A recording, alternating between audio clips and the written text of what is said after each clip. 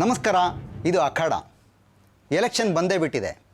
ಚುನಾವಣೆ ದಿನ ಹತ್ತಿರ ಬರ್ತಿದ್ದ ಹಾಗೆ ಎಲ್ಲ ಪಕ್ಷಗಳಲ್ಲೂ ಒಂದು ರೀತಿಯ ಅಲ್ಲೋಲ ಕಲ್ಲೋಲ ಶುರುವಾಗಿದೆ. ಪಕ್ಷಗಳ ಒಳಗಡೆನೇ ಅಖಾಡಗಳು ಹುಟ್ಕೊಂಡಿವೆ. ಯಾರು ಯಾವ ಪಕ್ಷದಲ್ಲಿದ್ದಾರೆ, ಯಾವಾಗ ಯಾರು ಎಲ್ಲಿರ್ತಾರೆ ಅನ್ನೋದೇ ಗೊತ್ತಿಲ್ಲದೆ ಇರುವಂಥ ಒಂದು ರೀತಿಯ ಅತಂತ್ರದ, ಅಸಮಾಧಾನದ, ಅಧೈರ್ಯದ ಸ್ಥಿತಿ ಪಕ್ಷಗಳಲ್ಲಿ ಇವತ್ತು ಇದೆ. ನಾವೆಲ್ಲರೂ ಎಲೆಕ್ಷನ್ ಬಾಗಿಲಲ್ಲಿ ನಿಂತ್ಕೊಂಡು ಅತಂತ್ರ ವಿಧಾನಸಭೆ ಬಗ್ಗೆ ಮಾತಾಡ್ತೀವಿ. ನಮ್ಮ ಮೇಲೆ ಇನ್ನೊಂದು ಅತಂತ್ರ ಸರ್ಕಾರ ಬಂದು ಕೂತ್ಕೊಳ್ಳುತ್ತಾ ಅನ್ನೋದು ಇನ್ನೂ ಗೊತ್ತಿಲ್ಲ. ಯಾಕಂತಂದರೆ ಎಲ್ಲ ಪಂಡಿತರುಗಳ ಎಲ್ಲ ಲೆಕ್ಕಾಚಾರಗಳು ಬುಡ ಮೇಲಾದಂಥ, ತಲೆ ಕೆಳಗಾದಂಥ ಅನೇಕ ಎಲೆಕ್ಷನ್ಗಳನ್ನು ನಾವು ನೋಡಿದ್ದೀವಿ. ಈ ಎಲೆಕ್ಷನ್ನಲ್ಲೂ ಬಹುಶಃ ಹಾಗೆ ಆಗಿ ನಮಗೆ ಕನಿಷ್ಠ ಒಂದು ಸ್ಥಿರವಾದ ಸರ್ಕಾರ ಸಿಗಲಿ ಅಂತ ನಾವು ನಿರೀಕ್ಷೆ ಮಾಡಬಹುದೇನೋ. ಆ ನಿರೀಕ್ಷೆ ಏನೇ ಇರಲಿ, ನನಗೆ ಈ ಸಂದರ್ಭದಲ್ಲಿ ನಾನಾಗಲೇ ಅತಂತ್ರದ, ಅಧೈರ್ಯದ ಸ್ಥಿತಿ ಪಕ್ಷಗಳ ಒಳಗೆ ಇರೋ ವಿಚಾರ ಹೇಳಿದೆ. ಹಾಗಿರೋದ್ರಿಂದನೇ ಏನೋ ಎಲ್ಲ ಪಕ್ಷಗಳು ಒಂದು ರೀತಿ ಜನಪ್ರಿಯವಾಗಬಹುದಾದಂಥ, ಜನರನ್ನು ಓಲೈಸಲಿಕ್ಕೆ ಬೇಕಾದಂಥ ಅನೇಕ ಭರವಸೆಗಳನ್ನು ಕೊಡ್ತಾ ಇವೆ. ಪಕ್ಷದ ಅಧಿಕೃತ ಪ್ರಣಾಳಿಕೆಗಳಿನ್ನೂ ಬಿಡುಗಡೆ ಆಗದೇ ಇದ್ದರೂ ಪ್ರಣಾಳಿಕೆ ಹೇಗಿರಬಹುದು ಅನ್ನೋದರ ಸೂಚನೆ ಕೊಡುವಂಥ ಭರವಸೆಗಳು ಬರ್ತಾ ಇವೆ. ಕಡಿಮೆ ಬೆಲೆಗೆ ಅಕ್ಕಿ ಕೊಡೋ ವಿಚಾರ ಇರ್ಬೋದು, ಕಲರ್ ಟಿ ವಿ ಕೊಡೋ ವಿಚಾರ, ಸೈಕಲ್ ಕೊಡೋ ವಿಚಾರ, ಸಾಲ ಮನ್ನಾ ಮಾಡೋ ವಿಚಾರ, ಪಟ್ಟಿಗೆ ಅಂತ್ಯ ಇಲ್ಲ. ಆ ಭರವಸೆಗಳ ಜೊತೆಯಲ್ಲೇ ಪಕ್ಷಗಳೊಳಗಡೆ ಇನ್ನೂ ಒಂದು ಕೆಲಸ ನಡೀತಾ ಇದೆ. ಯಾರದ್ದೋ ಪಕ್ಷದ ಯಾವುದೋ ನಾಯಕರ ಮನೆ ಮೇಲೆ ಹಲ್ಲೆ ಆಗತ್ತೆ, ಕಲ್ಲು ಬೀಳುತ್ತೆ, ಕಾರುಗಳು ಸುಡ್ತವೆ, ನಾಯಕರುಗಳ ಮನೆಗಳ ಮುಂದೆ ಪ್ರತಿಭಟನೆಗಳಾಗ್ತಾ ಇವೆ. ಇವೆಲ್ಲವನ್ನು ದೃಷ್ಟಿಯಲ್ಲಿ ಇಟ್ಕೊಂಡು ನೋಡಿದಾಗ ಬಹುಶಃ I am afraid we are going to witness the bloodiest election that Karnataka has ever witnessed. ಹಾಗಂತ ಒಂದು ಆತಂಕ ನನಗಿದೆ. ಆ ಆತಂಕ ನಿಜನೋ ಅಲ್ವೋ ಅನ್ನೋದು ನನಗೆ ಗೊತ್ತಿಲ್ಲ. ಈ ಎಲ್ಲ ವಿಚಾರಗಳ ಬಗ್ಗೆ ಚರ್ಚೆ ಮಾಡಲಿಕ್ಕೆ ಅಂತ ನಾವಿಲ್ಲಿ ಇವತ್ತು ಅಖಾಡದಲ್ಲಿ ಸೇರಿಕೊಂಡಿದ್ದೇವೆ. ನಮ್ಮ ಜೊತೆ ಕಾಂಗ್ರೆಸ್ಸಿನ ಹಿರಿಯ ಧುರೀಣೆ, ನಾಯಕಿ, ಮಾಜಿ ಸಚಿವೆ ಮೋಟಮ್ಮ ಅವರಿದ್ದಾರೆ. ಮತ್ತು ರಾಜ್ಯದ ಮುಖ್ಯಮಂತ್ರಿ ಯಾರೇ ಆಗಲಿ ತಮ್ಮ ಮುಖ್ಯಮಂತ್ರಿ ಪದವಿಯನ್ನು ಮಾತ್ರ ಜೀವನ ಪರ್ಯಂತ ಗಟ್ಟಿಯಾಗಿ ಹಿಡಿದಿಟ್ಕೊಂಡಿರಬಹುದಾದಂಥ ಭಾರತೀಯ ಜನತಾ ಪಕ್ಷದ ಮುಖ್ಯಮಂತ್ರಿ ಚಂದ್ರು ಅವರಿದ್ದಾರೆ. ಜಾತ್ಯತೀತ ಜನತಾದಳದ ಹಿರಿಯ ಮುಖಂಡ, ಮಾಜಿ ಸಚಿವ ಡಿ ಜಯಕುಮಾರ್ ಅವರಿದ್ದಾರೆ. ಹಾಗೂ ಅನೇಕ ಕ್ಷೇತ್ರಗಳಿಂದ ಬಂದಿರುವಂಥ ಆಹ್ವಾನಿತ ಗಣ್ಯರಿದ್ದಾರೆ. ನಾನು ಎಲ್ರಿಗೂ ಸ್ವಾಗತ ಕೊಡ್ತೇನೆ. Welcome to the show, welcome to the show to YouTube. ನಾನಾಗಲೇ ಹೇಳಿದೆ, ಪಕ್ಷಗಳ ಒಳಗೆ ಅಲ್ಲೋಲ ಕಲ್ಲೋಲ ಉಂಟಾಗಿದೆ, ಅತಂತ್ರ ಸ್ಥಿತಿ ಇದೆ ಅಂತ. ಮತ್ತು ಬಹುಶಃ ಬರೋ ಎಲೆಕ್ಷನ್ನು ಕರ್ನಾಟಕ ಇದುವರೆಗೆ ಕಂಡಿರುವಂಥ ಬ್ಲಡಿಯೆಸ್ಟ್ ಎಲೆಕ್ಷನ್ ಆಗುತ್ತಾ ಅನ್ನೋದು ಗೊತ್ತಿಲ್ಲ. ಅವೆಲ್ಲ ವಿಚಾರಗಳ ಬಗ್ಗೆ ಚರ್ಚೆ ಮಾಡಬೇಕು. ಅದಕ್ಕೆ ಮುಂಚೆ ನಾನಾಗಲೇ ಹೇಳಿದಾಗೆ ಭರವಸೆಗಳ ವಿಚಾರ. ನಾನು 3 ಜನ ನಾಯಕರಿಂದ ಮೊದಲು ಕೇಳಲಿಕ್ಕೆ ಇಷ್ಟಪಡ್ತೀನಿ. ಮೊದಲು ಮೋಟಮ್ಮನವರಿಂದ, ನಿಮ್ಮ ಪಕ್ಷ ಈ ಸಲದ ಚುನಾವಣೆಯಲ್ಲಿ ಜನಕ್ಕೆ, ಕರ್ನಾಟಕದ ಜನಕ್ಕೆ ಏನು ಮಾಡಿಕೊಡೋ ಭರವಸೆನ ಕೊಡ್ತೀರಿ? ಅದನ್ನ ನಾನು ಪ್ರಣಾಳಿಕೆ ಬಿಡುಗಡೆ ಮೊದಲೇ ಹೇಳಲಿಕ್ಕೆ ಸಾಧ್ಯ ಇಲ್ಲ. ಆದರೂ ಜನಸಾಮಾನ್ಯರಿಗೆ ಅನುಕೂಲ ಆಗೋಂಥ ಕನಿಷ್ಠ ಕಾರ್ಯಕ್ರಮಗಳನ್ನು ಕೊಡಬೇಕು ಅನ್ನೋದು ನಮ್ಮ ಸರ್ಕಾರದ ಆದ್ಯತೆ. ಯಾವುದೇ ಒಂದು ಪಕ್ಷದ ಒಂದು ಮುಖ್ಯ ಗುರಿ ಅಂತ ಹೇಳಿದರೆ ಜನರಿಗೆ ಅಟ್ರಾಕ್ಟಿವ್ ಆಗಿರಬೇಕು, ಜೊತೆಗೆ ಜನರಿಗೆ ಉಪಯುಕ್ತವಾದ ಕಾರ್ಯಕ್ರಮಗಳನ್ನು ಕೊಟ್ಟರೆ ಜನ ನಮ್ಮನ್ನು ಮೆಚ್ತಾರೆ, ಜನ ನಮ್ಮನ್ನು ನಂಬ್ತಾರೆ ಅನ್ನೋ ಒಂದು ನಂಬಿಕೆ. ಅಟ್ರಾಕ್ಟಿವ್ ಆಗಿರೋದು ಅಂತಂದರೆ 2 ರೂಪಾಯಿ kg ಅಕ್ಕಿ ಕೊಡೋದು, ಸೈಕಲ್ ಕೊಡೋದು, ಕಲರ್ ಟಿ ವಿ ಕೊಡೋದು, ಈ ಥರದ ಅಲ್ಲ. ಕ್ಯಾಚಿ ಪ್ರೋಗ್ರಾಮ್, ಈ 20 ಪಾಯಿಂಟ್ಸ್ ಪ್ರೋಗ್ರಾಮು ಅದು ಕೇವಲ ಅಟ್ರಾಕ್ಟಿವ್ ಪ್ರೋಗ್ರಾಮ್ ಅಲ್ಲ, ಜನಸಾಮಾನ್ಯರ ನೀಡ್ಸನ್ನು ಅದು ಸಾಧ್ಯ ಮಾಡಿದೆಯಲ್ವಾ, ನೀಡ್ಸ್ಗೆ ಸಹಾಯ ಆಗಿದೆಯಲ್ಲ, ಆ ರೀತಿ. ಓಕೆ, ಅದು ನಿಮ್ಮ ವಿಚಾರ. ನಾನು ಚಂದ್ರು, ನೀವು ಭಾರತೀಯ ಜನತಾ ಪಕ್ಷದ ಪರವಾಗಿ ಮಾತಾಡಬಹುದು ಅಂತ ಅಂದ್ಕೊಂಡಿದ್ದೀನಿ. ಚಂದ್ರು ಅವರೇ, ಭಾರತೀಯ ಜನತಾ ಪಾರ್ಟಿಯ ಸಕ್ರಿಯ ಕಾರ್ಯಕರ್ತ, ಅನುಮಾನ ಬೇಕಾಗಿಲ್ಲ. ಅಭಿಪ್ರಾಯಗಳಲ್ಲಿ ಭಿನ್ನಮತ ಇರುತ್ತೆ, ಅಭಿಪ್ರಾಯ ಭೇದ ಇರುತ್ತೆ. ಪಕ್ಷದ ಸಿದ್ಧಾಂತದಲ್ಲಿ ಯಾವುದೇ ಭೇದವಿಲ್ಲದೆ ಇರತಕ್ಕಂಥ ಕಟ್ಟ ಕಾರ್ಯಕರ್ತ ಬಿಜೆಪಿ. ತಾವು ಹೇಳಿದಾಗೆ 2 ರೀತಿಯ ಕಾರ್ಯಕ್ರಮವನ್ನು ಒಂದೊಂದು ಚುನಾವಣೆಯಲ್ಲಿ ಒಂದೊಂದು ಪಕ್ಷಗಳು ಪ್ರಚಾರಕ್ಕೆ ಬರ್ತದೆ. ಒಂದು, ನೀವು ಹೇಳಿದಾಗೆ ಜನಪ್ರಿಯ ಕಾರ್ಯಕ್ರಮಗಳ ಜೊತೆಗೆ ಮೂಲ ಸೌಕರ್ಯಗಳ ಅಭಿವೃದ್ಧಿ ಕಡೆ, ಮತ್ತು ಇದುವರೆಗೂ ಅವಲೋಕನೆಯನ್ನು ಮಾಡಿಕೊಂಡು ನೀರಾವರಿ ಇರ್ಬೋದು, ರೈತಾಪಿ ಜನರ ಕೆಲಸ ಇರ್ಬೋದು, ಗಡಿಯ ಸಮಸ್ಯೆ ಇರ್ಬೋದು, ಮತ್ತು ಪ್ರಾದೇಶಿಕ ಅಸಮತೋಲನ ವಿಚಾರ ಇರ್ಬೋದು, ಅಥವಾ ನಾಡು ನುಡಿಯ ವಿಚಾರದಲ್ಲಿ ಆಗಿರ್ತಕ್ಕಂಥ ಲೋಪದೋಷಗಳಿರ್ಬೋದು. ಆಮೇಲೆ ಸಮಗ್ರ ಅಭಿವೃದ್ಧಿ, 3-4 ವರ್ಗ, ಮಹಿಳೆಯರಾಗಿರ್ಬೋದು, ದಲಿತರಾಗಿರ್ಬೋದು, ಅಂಗವಿಕಲರಾಗಿರ್ಬೋದು ಮತ್ತು ನೀರಾವರಿ ವಿಚಾರ, ಇಂಥದ್ದನ್ನೆಲ್ಲವನ್ನು ಒಂದು ಕಡೆ 2 ಭಾಗ ಮಾಡ್ಕೊಂಡಿದ್ದೀವಿ. ಒಂದು ಜನಪ್ರಿಯ ಕಾರ್ಯಕ್ರಮವನ್ನು ಕೊಡಬೇಕಾದ್ದು ಅನಿವಾರ್ಯತೆ ಆಗುತ್ತೆ. ಅದರ ಜೊತೆಯಲ್ಲಿ ಮೂಲ ಸೌಕರ್ಯಗಳು ಮತ್ತು ಸಮಗ್ರ ಕರ್ನಾಟಕದ ಅಭಿವೃದ್ಧಿಗೆ ಮತ್ತು ಇದುವರೆಗೂ ಆಗಿರ್ತಕ್ಕಂಥ ಈಗ ಪ್ರಾದೇಶಿಕ ಕೂಗು ಆಗ್ತಾ ಇದೆ, ನಮಗೆ ಬೇರೆ ರಾಜ್ಯ ಮಾಡ್ಕೋತೀವಿ, ಅದೆಲ್ಲವೂ ಹೋಗಬೇಕಾಗಿದೆ. ಅಖಂಡ ಕರ್ನಾಟಕ ನಮ್ಮದು. ಆ ದೃಷ್ಟಿಯಿಂದ ನಾವು ಈ ಸಾರಿ ವಿಶೇಷ ಕಾರ್ಯಕ್ರಮಗಳನ್ನು ಮಹಿಳೆಯರಿಗೆ, ವಿದ್ಯಾರ್ಥಿಗಳಿಗೆ, ರೈತಾಪಿ ಜನರಿಗೆ ಮತ್ತು ಬೇರೆ ಬೇರೆ ಸಣ್ಣ ಸಣ್ಣ ಸಮಾಜಗಳು, ಹಿಂದುಳಿದ ವರ್ಗದವು ಏರಿದ್ದಾವೆ, ಅವರಿಗೆ ವಿಶೇಷ ರೀತಿಯ ಮೇಲಕ್ಕೆತ್ತಕ್ಕಂಥ ವಾತಾವರಣವನ್ನು ನಮ್ಮ ಪ್ರಣಾಳಿಕೆಯಲ್ಲಿ ಈ ಸರಿ ಮಾಡ್ತಕ್ಕಂಥದ್ದು. ವಿಶೇಷವಾಗಿ ನಾಡು, ನುಡಿ ಮತ್ತು ಗಡಿಯ ವಿಚಾರ, ಪ್ರಾದೇಶಿಕ ಅಸಮತೋಲನ, ರೈತಾಪಿ, ನೀರಾವರಿ, ವಿದ್ಯುತ್, ಇದು ಹೆಚ್ಚು ಗಮನವನ್ನು ನಾವು. ಫೈನ್. ಜಯಕುಮಾರ್ ಅವರೇ, ನಮ್ಮ JDS ಪಕ್ಷದ ವಿಚಾರ ಹೇಳಬೇಕು ಅಂತ ಅಂದರೆ, ಈಗ ಸ್ವಾತಂತ್ರ್ಯ ಬಂದ ಈ 60 ವರ್ಷಗಳಲ್ಲಿ ಹೆಚ್ಚು ಪಾಲು ಅಧಿಕಾರವನ್ನು ನಡೆಸಿರ್ತಕ್ಕಂಥವ್ರು ನಮ್ಮ ಕಾಂಗ್ರೆಸ್ ಸ್ನೇಹಿತರು. 2ನೇ ಅಧಿಕಾರವನ್ನು ನಡೆಸ್ತಾ ಇರ್ತಕ್ಕಂಥವು ನಾವು ಕೂಡ ಸಮ್ಮಿಶ್ರ ಸರ್ಕಾರದಲ್ಲಿ ಇದ್ದರೂ ಕೂಡ ಹೆಚ್ಚಿನ ರಾಜ್ಯ ಇವತ್ತು ಕೂಡ 5 ರಾಜ್ಯಗಳಲ್ಲಿ BJP ಸರ್ಕಾರ ನಡೀತಾ ಇದೆ. ಇವನ್ನೆಲ್ಲ ನಾವು ಕಂಪೇರ್ ಮಾಡಿದಾಗ, ವಿಮರ್ಶೆ ಮಾಡಿದಂಥ ಸಂದರ್ಭದಲ್ಲಿ ಇವರು ಅಂಕಿಅಂಶಗಳನ್ನು ನಾವು ತೆಗೆದುಕೊಂಡಾಗ, ಅರ್ಥಮೆಟಿಕ್ ಅಂತ ಏನೇನು ಹೇಳ್ತೀವಿ, ಅಂಕಿಅಂಶಗಳು ತೆಗೆದುಕೊಂಡಾಗ ನಾವು 58 ವರ್ಷದಲ್ಲಿ ಆಗದಿರೋ ಕೆಲಸಗಳನ್ನು ಮುಖ್ಯಮಂತ್ರಿ ಕುಮಾರಸ್ವಾಮಿ ಅವರು ಮಾಡಿದ್ದಾರೆ. AG ಅಬ್ದುಲ್ ಕಲಾಂ ಅಂತವರು ಮುಖ್ಯಮಂತ್ರಿಗಳ ಸಭೆಯಲ್ಲಿ ಹೇಳಿದ್ದಾರೆ, ಎಲ್ಲ ರಾಜ್ಯದ ಮುಖ್ಯಮಂತ್ರಿಗಳ ಸಭೆಯಲ್ಲಿ, ಮುಖ್ಯಮಂತ್ರಿ ಅಂದರೆ HD ಕುಮಾರಸ್ವಾಮಿ ರೀತಿ ಕೆಲಸ ಮಾಡಬೇಕು, ಗ್ರಾಮ ವಾಸ್ತವ್ಯ ಮಾಡಬೇಕು, ಜನರ ಕಷ್ಟಗಳಿಗೆ ಸ್ಪಂದಿಸಬೇಕು ಅಂತಕ್ಕಂಥ ಮಾತನ್ನು ಹೇಳಿದ್ದಾರೆ. ಜೊತೆಗೆ ಅವರ ಅಭಿವೃದ್ಧಿ ಕೆಲಸ 58 ವರ್ಷದಲ್ಲಿ ಆಗದೇ ಇರತಕ್ಕಂಥ ಕೆಲಸಗಳನ್ನು ಕೇವಲ 20 ತಿಂಗಳಲ್ಲಿ ಮಾಡಿ ತೋರಿಸಿದಂಥ ಯಾವ್ದಾದ್ರು ಒಬ್ಬ ಮುಖ್ಯಮಂತ್ರಿ ಇದ್ರೆ ಅದು HD ಕುಮಾರಸ್ವಾಮಿ. ಅದನ್ನ ನೋಡಿಕೊಂಡು ಜನ ನಿಮಗೆ ಬೆಂಬಲ ಕೊಡ್ತಾರೆ ಅನ್ನೋ ನಂಬಿಕೆ ಇದೆ. ಪೂರೈಸ್ಬಿಡ್ತೀನಿ. ಅದಕ್ಕೆ ಕಾರಣ ಏನಪ್ಪಾ ಅಂತ ಅಂದರೆ, ಎಲ್ಲ ಮೊದಲಂಥ ಮುಖ್ಯಮಂತ್ರಿಗಳಿಗಿಂತ ಚಿಕ್ಕ ವಯಸ್ಸು ಮತ್ತು ಮನಸ್ಸು, ಇರೋದ್ರಿಂದ 24 ಗಂಟೆ 18 ಗಂಟೆಗಳ ಕಾಲ ಮಾಡ್ತಾ ಇರೋದ್ರಿಂದ ಅವರಿಗೆ ಅದು ಸಾಧ್ಯ ಆಯಿತು. ಆದರೆ ಕಾಂಗ್ರೆಸ್ನವ್ರಿಗೆ, BJP ಸಾಧ್ಯ ಇಲ್ಲ. ಕುಮಾರಸ್ವಾಮಿ ಅವ್ರ ಮನಸ್ಸು ಚಿಕ್ಕದು ಅಂತ ಹೇಳ್ತೀರಾ? ಮನಸ್ಸು ದೊಡ್ಡದಾಗಿರೋದ್ರಿಂದ ಅವ್ರು ಇಷ್ಟು ಕೆಲಸಗಳು ಮಾಡಲಿ. ಸಾರಾಯಿ ನಿಷೇಧ ಯಾಕೆ ಮಾಡಿರಲಿಲ್ಲ ಇಷ್ಟು ವರ್ಷ? ಈಗ ಸಾರಾಯಿ ನಿಷೇಧ ಅದು ಮಾಡಿ ಸಾರಾಯಿ ಕೆಲಸ ಮಾಡಿ ಆಸ್ಪತ್ರೆಗೆ ಹೋದ್ರು, ಎಲ್ರಿಗೂ ಹೋಗ್ತಾರೆ. ಅಂದ್ರೆ 24 ಗಂಟೆ 18 ಕಾಲ ಕೆಲಸ ಮಾಡೋದ್ರಿಂದ ಆಸ್ಪತ್ರೆಗೆ ಹೋಗ್ಬೇಕಂತ ಪ್ರಮೇಯ ಬಂದಿರ್ಬೋದು. ಈಗ ಭರವಸೆಗಳು ಸರ್, ಜನಕ್ಕೆ ನೀವು ಕೊಡುವಂತ ಭರವಸೆ ಚಿಕ್ಕದಾಗಿ, ಜನಕ್ಕೆ ನಾವು ಕೊಡಬಾರಂತ ಬರ್ತದೆ. ನಾವು ಮಾಡಿರ್ತಕ್ಕಂಥ ಸಾಧನೆಯೇ ಶ್ರೀರಕ್ಷೆ, ಅದನ್ನು ಮುಂದುವರಿಸ್ಕೊಂಡು ಹೋಗ್ತೀವಿ. ನಾವಿವತ್ತು ರಾಜಕೀಯ ಪಕ್ಷಗಳು ಚುನಾವಣೆ ಹಿನ್ನೆಲೆಯಲ್ಲಿ ಜನರಿಗೆ ಕೊಡ್ತಾ ಇರುವಂಥ ಭರವಸೆಗಳ ಬಗ್ಗೆ ಮತ್ತು ಪಕ್ಷಗಳ ಒಳಗಡೆನೆ ಹುಟ್ಕೊಂಡಿರುವಂಥ ಅಖಾಡಗಳ ಬಗ್ಗೆ ಮಾತಾಡಲಿಕ್ಕೆ ನಿಂತ್ಕೊಂಡಿದ್ದೀವಿ. ವಿರಾಮ ತಗೊಳ್ಳಿಕ್ಕೆ ಮುಂಚೆ ನಾವು ವೇದಿಕೆಯಲ್ಲಿರುವಂಥ 3 ಜನ ನಾಯಕರುಗಳಾದ ಮೋಟಮ್ಮ ಅವರು, ಮುಖ್ಯಮಂತ್ರಿ ಚಂದ್ರು ಅವರು ಮತ್ತು ಜಯಕುಮಾರ್ ಅವರುಗಳಿಂದ ಅವರ ಪಕ್ಷ ಬಹುಶಃ ಜನಕ್ಕೆ ಏನು ಮಾಡಿಕೊಡಬಹುದು ಅನ್ನೋದ್ರ ಬಗ್ಗೆ ತಿಳ್ಕೊಂಡ್ವಿ. ಈಗ ನಾನು ಆಹ್ವಾನಿತ ಪ್ರೇಕ್ಷಕರ ಹತ್ರ ಬರ್ತೇನೆ. ಜನ ನಿರೀಕ್ಷೆ ಮಾಡೋದೇನು? ಜನ ನಿರೀಕ್ಷೆ ಮಾಡೋದು 2 ರೂಪಾಯಿ kg ಅಕ್ಕಿನ, ಕಲರ್ ಟಿವಿನ, ನಿರುದ್ಯೋಗ ಭತ್ಯೆನ ಅಥವಾ ಉದ್ಯೋಗನ? ಇದ್ರ ಬಗ್ಗೆ ನಾನು ಕೇಳಬೇಕು. ಮೊದಲು ಇಲ್ಲಿ ಕಾಮರ್ಸ್ ಆ್ಯಂಡ್ ಇಂಡಸ್ಟ್ರಿಯಿಂದ ತುಂಬ ಗಣ್ಯ ರೆಪ್ರೆಸೆಂಟೇಟಿವ್ಸ್ ಬಂದಿದ್ದಾರೆ. ನಿಮ್ಮ ವಿಚಾರ ಸರ್? ನೀವು ಕೇಳಿದ್ದು ತುಂಬ ಉತ್ತಮದ್ದು. ಯಾಕಂದರೆ ಶಾರ್ಟ್ ಟರ್ಮ್ ಮೆಷರ್ಸ್ಗಿಂತ long term measures will improve the economy of the state ಅಂತ. ನಾವು ಒಂದು 5 ವರ್ಷಕ್ಕೆ ಮುಂಚೆ ಮೋಸ್ಟ್ ಡೆವಲಪ್ಡ್ ಸ್ಟೇಟ್ಸ್ ಕ್ಯಾಟಗರಿಯಲ್ಲಿದ್ವಿ. ಇವಾಗ 5 ವರ್ಷದಲ್ಲಿ our position is going down. ಯಾವ ಪ್ಯಾರಾಮೀಟರ್ ತೊಗೊಂಡ್ರು ನೀವು, ಎಲ್ಲ ಪ್ಯಾರಾಮೀಟರ್, ಹ್ಯೂಮನ್ ಡೆವಲಪ್ಮೆಂಟ್ ಇಂಡೆಕ್ಸ್ ತೊಗೊಂಡ್ರು ನಮ್ಮದು ಕೆಳಗಡೆ ಹೋಗ್ತಾ ಇದೆ. ಅದಕ್ಕೋಸ್ಕರ ಲಾಂಗ್ ಟರ್ಮ್ಸ್ ಮೆಷರ್ಸ್ ತೊಗೊಂಡ್ರೇ ನಾವು ನಮ್ಮದು long term measures, employability, agriculture development, industry development, services development. ಇದ್ರ ಬಗ್ಗೆ ಯಾವ್ದಾದ್ರು ರಾಜಕೀಯ ಪಕ್ಷ ಮಾತಾಡ್ತಾ ಇದೆಯಾ? ಇಷ್ಟವರೆಗೂ ಯಾವ ರಾಜಕೀಯ ಪಕ್ಷ ಇದರ ಬಗ್ಗೆ ಜಾಸ್ತಿ ಮಾತಾಡ್ತಾ ಇಲ್ಲ. ಆದರೆ ಇವಾಗ ಮಿಸ್ಟರ್ ಚಂದ್ರು ಅವರು ಇನ್ಕ್ಲೂಸಿವ್ ಗ್ರೋತ್ ಬಗ್ಗೆ ಸ್ವಲ್ಪ ಮಾತಾಡಿದ್ರು. It's a very important thing. ಇವಾಗ ನಾವು ಕರ್ನಾಟಕ ಬಂದು ಬರೀ ಬ್ಯಾಂಗ್ಳೂರು ಸೆಂಟ್ರಿಕ್ ಗ್ರೋತ್ ಆಗಿಬಿಟ್ಟಿದೆ ಇವಾಗ. ಅದರಿಂದ ಏನಾಗ್ತಾ ಇದೆ ಅಂದರೆ, ಬ್ಯಾಂಗ್ಳೂರಲ್ಲಿ ನೀವು ನೋಡ್ತಾ ಇದ್ದೀರಾ ಇನ್ಫ್ರಾಸ್ಟ್ರಕ್ಚರ್ ಮೇಲೆ ಸಿಕ್ಕಾಪಟ್ಟೆ ಪ್ರೆಷರ್ ಬರ್ತಾ ಇದೆ. Unless you have an inclusive growth and take the growth to all the parts of the state, ನಮಗೆ ಈ ಗ್ರೋತ್ ಬಂದು ಟೇಪರ್ ಆಗೋಗುತ್ತೆ.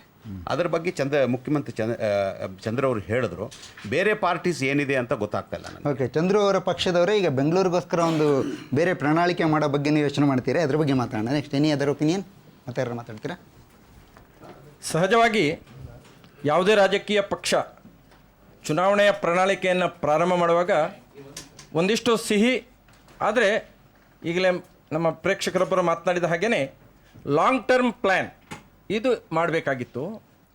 ಕಳೆದ ಸರ್ಕಾರ ಇರ್ಬೋದು, ಅದಕ್ಕಿಂತ ಮೊದಲಿನ ಸರ್ಕಾರಗಳಿರ್ಬೋದು, ಕಬ್ಬು ಬೆಳೆದಿರುವಂಥ ರೈತ ಜನರ ಬಾಯಿಗೆ ಸಿಹಿ ಕೊಡುವುದಕ್ಕೋಸ್ಕರ ಕಬ್ಬು ಬೆಳೆದ. ಆದರೆ ಅವನಿಗೆ ಇವತ್ತು ಕೂಡ ಅವನ ಕಬ್ಬು 800 ರೂಪಾಯಿಗೂ ಮಾರಾಟ ಆಗ್ತಾ ಇಲ್ಲ ಟನ್ನಿಗೆ. ಒಂದು ಲಾಂಗ್ ಟರ್ಮ್ ಪ್ಲಾನ್ ಇಲ್ಲಿ ಬೇಕಾಗಿತ್ತು. ರೈತರು ಬೆಳೆದ ಬೆಳೆಗೆ ಒಂದು ನ್ಯಾಯಯುತವಾದ ಬೆಲೆ ಸಿಗುವಂತ ಒಂದು ಕೆಲಸವನ್ನ ರಾಜಕೀಯ ಪಕ್ಷಗಳು ಮಾಡಬೇಕು, ಭರವಸೆ ಕೊಡಬೇಕು. ಆ ದಿಕ್ಕಿನಿಂದ ಒಂದು ಲಾಂಗ್ ಟರ್ಮ್ ಪ್ಲಾನ್ ಬರಬೇಕು. ಸುಮ್ಮನೆ ಭರವಸೆಯಿಂದ ಏನು ಉಪಯೋಗ ಆಗೋಲ್ಲ. Okay, fine. ಈಗ ಅಕ್ಕಿ ಪ್ರಶ್ನೆ ಹೇಳ್ತಿದ್ದಾರೆ. ರೇಷನ್ ಡಿಪೋ ಅಲ್ಲಿ ಪಡಿತರ ಇದರಲ್ಲಿ ರೇಷನ್ ಸಿಕ್ಕಲ್ಲ, ಹೀಗಾಗಿ 2 ರೂಪಾಯಿ ಕೆಜಿ ಅಕ್ಕಿ ಮಾತಾಡ್ತಿದ್ದಾರೆ. ರೇಷನ್ ವ್ಯವಸ್ಥೆಯನ್ನು ನಾಶ ಮಾಡೋದಕ್ಕೆ ಕಾರಣ ಯಾರು? ಅದು BJPನೂ ಕಾರಣ ಇದೆ, ಕಾಂಗ್ರೆಸ್ಸು ಕಾರಣ ಇದೆ, ಮತ್ತು ರಾಜ್ಯಗಳಲ್ಲಿರ್ತಕ್ಕಂಥ ಇಂಥ ಸರ್ಕಾರ ಪಕ್ಷಗಳು ಕೂಡ ಅದಕ್ಕೆ ಬೇಕಾದಂಥ ಕ್ರಮಗಳು ತಗೊಳ್ಳದೇ ಇರುವಂಥದ್ದು ಕಾರಣ ಇದೆ. WTO ಅಗ್ರಿಮೆಂಟ್ ಪ್ರಕಾರ ಪಡಿತರ ಚೀಟಿ ಅಥವಾ ರೇಷನ್ ಡಿಸ್ಟ್ರಿಬ್ಯೂಷನ್ ಇರಬಾರ್ದು ಅನ್ನೋದು ಕೂಡ ಒಂದು ವಾದ ಇದೆ. ಅಲ್ಲ, ಅದೇನು ಹೇಳಿದ್ದು, ಅಂತ ಒಪ್ಪಂದಗಳಿಗೆ WTOನ ಅಥವಾ ವರ್ಲ್ಡ್ ಬ್ಯಾಂಕ್ನ ಷರತ್ತುಗಳೇನಿದಾವೆ, ಸಾಲದಕ್ಕೆ ಇವರೇನು ಕೈ ಚಾಚಿದ್ದಾರೆ ಈ ಪಕ್ಷಗಳು, ಅವ್ರ ಸರ್ಕಾರಗಳು, ಅದರ ಪರಿಣಾಮವಾಗಿ ಇಂಥವನ್ನೆಲ್ಲ ಜನಕ್ಕೆ ಬೇಕಾಗಿರ್ತಕ್ಕಂಥ ಸ್ಕೀಮ್ಗಳನ್ನ ನಾಶ ಮಾಡಬೇಕು ಅಂತ ಹೇಳ್ತಿದ್ದಾರೆ ಅವರು. ಆ ಕಾರಣದಿಂದಾಗಿ ಇವರೇ ಒಪ್ಕೊಂಡಿದ್ದಾರೆ ಅವೆಲ್ಲವೂ ಕೂಡ. ಈಗ ಟಾರ್ಗೆಟೆಡ್ ಪಬ್ಲಿಕ್ ಡಿಸ್ಟ್ರಿಬ್ಯೂಷನ್ ಸಿಸ್ಟಮ್ ತರಬೇಕು, ಯೂನಿವರ್ಸಲ್ ಪಬ್ಲಿಕ್ ಡಿಸ್ಟ್ರಿಬ್ಯೂಷನ್ ಬದಲಾಗಿ ಅನ್ನುವಂಥದ್ದನ್ನು ಒಪ್ಕೊಂಡಿದ್ದಾರು ಇದೇ ಪಕ್ಷಗಳೇನೆ.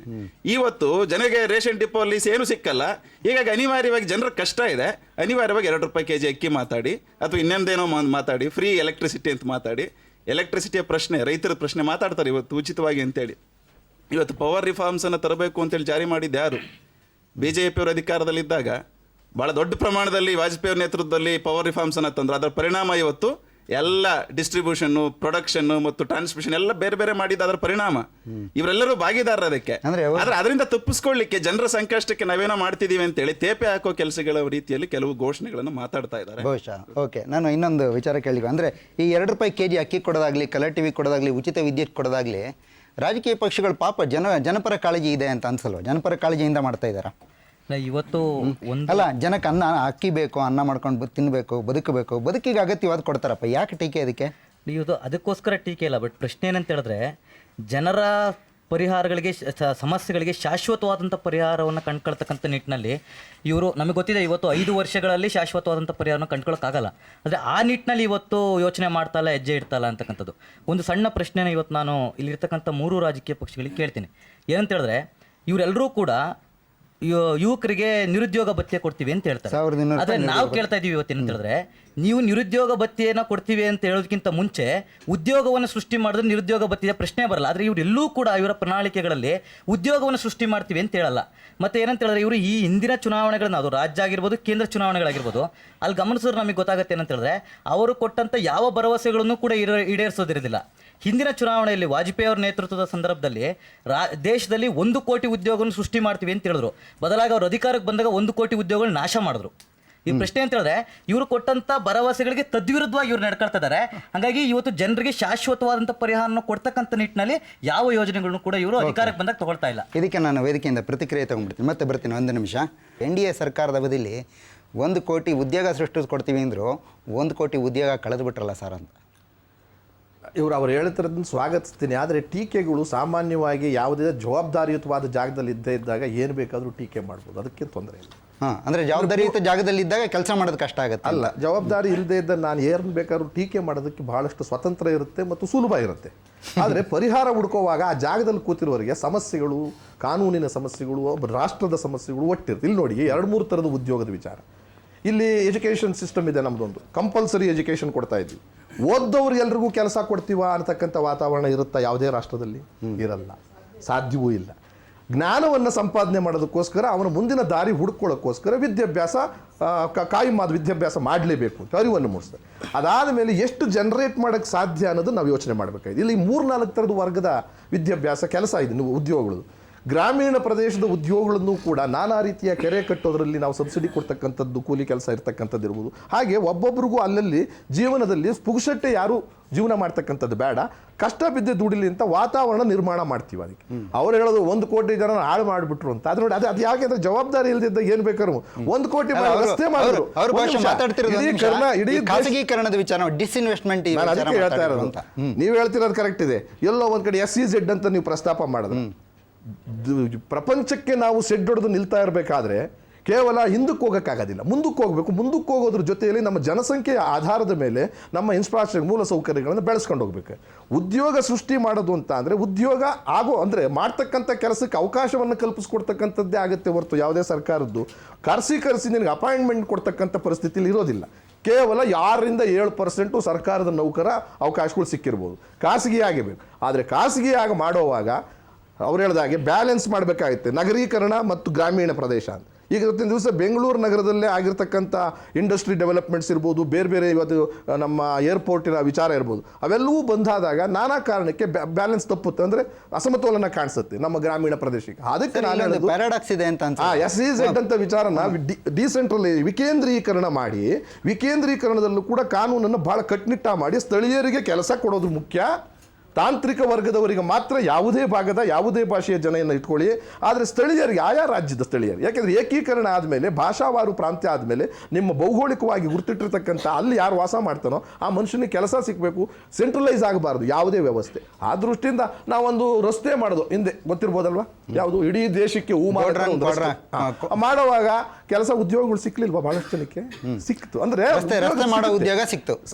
ಎಲ್ರಿಗೂ 100ಕ್ಕೆ 100 ಭಾಗ ಕೊಟ್ಟಿದ್ದೀವ? ಇಲ್ಲ. ಅದ್ರ ಉದ್ದೇಶ ಏನಿರುತ್ತೆ ಅಂತ ಅಂದ್ರೆ ಎಲ್ಲ ಒಂದ್ ಕಡೆ ಇವತ್ತಿನ ದಿವಸ ನಿಮ್ದು ಈ ಕೆಲಸಗಳು ಮಾಡ್ತಿರ್ಬೇಕಾದ್ರೆ ತಾರತಮ್ಯ ಆಗೇ ಆಗುತ್ತೆ. ಆ ತಾರತಮ್ಯವನ್ನು ಹೋಗಲಾಡಿಸಿ ಆಗಲೇ ಪ್ರಾದೇಶಿಕ ಅಸಮತೋಲನೆಯ ಗಮನ ಕೊಟ್ಟು ವಿಕೇಂದ್ರೀಕರಣ, ವ್ಯವಸ್ಥೆಯ ವಿಕೇಂದ್ರೀಕರಣ ಎಲ್ಲ ಹಂತದಲ್ಲೂ ಆಗಬೇಕು. ಎಜುಕೇಷನ್ನಿಂದ ಹಿಡಿದು ಮೂಲ ಸೌಕರ್ಯಗಳಿಂದ ಹಿಡಿದು ಫ್ಯಾಕ್ಟ್ರಿಗಳು, ಇಂಡಸ್ಟ್ರಿಗಳಿಂದ ಹಿಡಿದು ಹಾಕಿ. ಮತ್ತು 29 ಜಿಲ್ಲೆಗಳಿದ್ದಾವೆ. ಒಂದೊಂದು ಜಿಲ್ಲೆಗೂ ಒಂದೊಂದು ಇಂಡಸ್ಟ್ರಿನ ತಗೊಂಡೋಗಿ ಹಾಕಿ ಆ ಇಂಡಸ್ಟ್ರಿನಲ್ಲಿ ಕಂಪಲ್ಸರಿ ಆ ಸ್ಥಳೀಯರಿಗೆ ಕೆಲಸ ಕೊಡ್ತೀವಿ. ಡಿ ಗ್ರೂಪ್ ಆ ತರದ ಒಂದು ಜವಾಬ್ದಾರಿಯನ್ನ ಭಾರತೀಯ ಜನತಾ ಪಾರ್ಟಿ ಸಂಪೂರ್ಣವಾಗಿ ಅದನ್ನು ಒಪ್ಪಿ ಮಾಡಬೇಕು.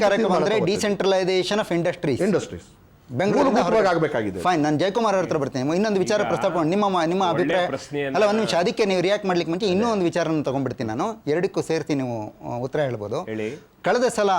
ಕಳೆದ ಎಲೆಕ್ಷನ್ನಲ್ಲಿ ಕೊಟ್ಟಂಥ ಪ್ರಣಾಳಿಕೆಗಳಲ್ಲಿ ಕೊಟ್ಟಂಥ ಭರವಸೆಗಳು, ಅದ್ರ ಬಗ್ಗೆ ನನ್ನ ಹತ್ರ ಸ್ಟ್ಯಾಟಿಸ್ಟಿಕ್ಸ್ ಇದೆ. 90% ಇಶ್ಯೂಗಳನ್ನು ಯಾವ ಪಕ್ಷನೂ, ಇಂಥ ಪಕ್ಷ ಅಂತ ಹೇಳಲ್ಲ, ಪ್ರಣಾಳಿಕೆಯಲ್ಲಿದ್ದಂಥ ಅಂಶಗಳಲ್ಲಿ 90% ಅಂಶಗಳನ್ನು ಯಾವ ಪಕ್ಷಗಳು ಕಳೆದ ಸಲದ ಚುನಾವಣೆ ಆದಮೇಲೆ ಲೆಕ್ಕಕ್ಕೆ ತಗೊಂಡಿಲ್ಲ. ಅದು ಸುಮ್ಮನೆ ಸುಳ್ಳು ಭರವಸೆಗಳಾಗಿ ಉಳ್ಕೊಂಡಿವೆ. ಹಾಗಿದ್ದಾಗ ಪ್ರಣಾಳಿಕೆ ಅನ್ನೋದು ಬೇಕಾ? ಈಗ 58 ವರ್ಷಗಳಲ್ಲಿ ಸ್ವಲ್ಪ ಗುರುತು ಮಾಡ್ಕೋಬೇಕು ತಾವು ಕೂಡ. 58 ವರ್ಷಗಳಲ್ಲಿ ಕರ್ನಾಟಕ ರಾಜ್ಯದಲ್ಲಿ ಇದ್ದಂಥ ಪ್ರಥಮ ದರ್ಜೆ ಕಾಲೇಜು 174. ಎಷ್ಟು? 174. ಅದಕ್ಕೆ ಕುಮಾರಸ್ವಾಮಿಯವರ ಮತ್ತು BJP ಮತ್ತು JDS ಸಮ್ಮಿಶ್ರ ಸರ್ಕಾರದಲ್ಲಿ ಇರತಕ್ಕಂಥ ಕಾಲೇಜುಗಳು, ಪ್ರಥಮ ದರ್ಜೆ ಕಾಲೇಜುಗಳು 184. 58 ವರ್ಷಕ್ಕೆ 174. ಕೇವಲ 20 ತಿಂಗಳಿಗೆ 184 ಅಂದರೆ ಇದರ ಅರ್ಥ ಏನು? ಜನರು ಬುದ್ಧಿವಂತರಾಗಬೇಕು, ವಿದ್ಯಾವಂತರಾಗಬೇಕು, ಅವರು ತಿಳುವಳಿಕೆ ಜ್ಞಾನ ಬರಬೇಕು, ಜಾಗೃತಗೊಳಿಸಬೇಕು. ಯಾವುದೇ ಪಕ್ಷ ಬರಲಿ, ಯಾವುದೇ ಅಧಿಕಾರ ಬರಲಿ, ಹೋಗುತ್ತೆ ಬರುತ್ತೆ. ನೀವು 20 ತಿಂಗಳ ವಿಚಾರ ಹೇಳ್ತಾ ಇದ್ದೀರಲ್ಲ, 20 ತಿಂಗಳ ವಿಚಾರ ಮಾಡಿಲ್ಲ ಅಂದ್ರಲ್ಲ, ಮಾಡಿಲ್ಲ ಅಂತ ಆರೋಪ. 40 ತಿಂಗಳು ಹೇಳ್ತೀರಾ, 20 ತಿಂಗಳು ಹೇಳ್ತೀರಾ? ನಾವೀಗ 3 ರೂಪಾಯಿ 20 ಪೈಸೆ ಕಾಂಗ್ರೆಸ್ ಸರ್ಕಾರ ಇದ್ದಾಗ 6 ರೂಪಾಯಿ ಅಕ್ಕಿ ಕೊಡ್ತಾ ಇದ್ರು. ನಾವು 3 ರೂಪಾಯಿ 20 ಪೈಸೆ ಕೊಡ್ತಪ್ಪ. ಮೊದಲನೇ 20 ತಿಂಗಳಲ್ಲಿ ಮಾಡಕ್ ಆಗ್ಲಿಲ್ಲ ನಮ್ಮ ಪ್ರಣಾಳಿಕೆಯನ್ನ. ಎರಡನೇ 20 ತಿಂಗಳಲ್ಲಿ ಮೊದಲನೇ ಸರ್ಕಾರದಲ್ಲಿ 320 ಕೊಟ್ಟಿದ್ದೀವಿ. ಕಾರ್ಯಕ್ರಮ ಕೊಡೋದ್ರಲ್ಲಿ ಕಮಿಟೆಡ್ ಯಾವುದೇ ಪಕ್ಷ ಸಾಕಷ್ಟು ಸಾಕ್ಷಿಗಳಿದೆ.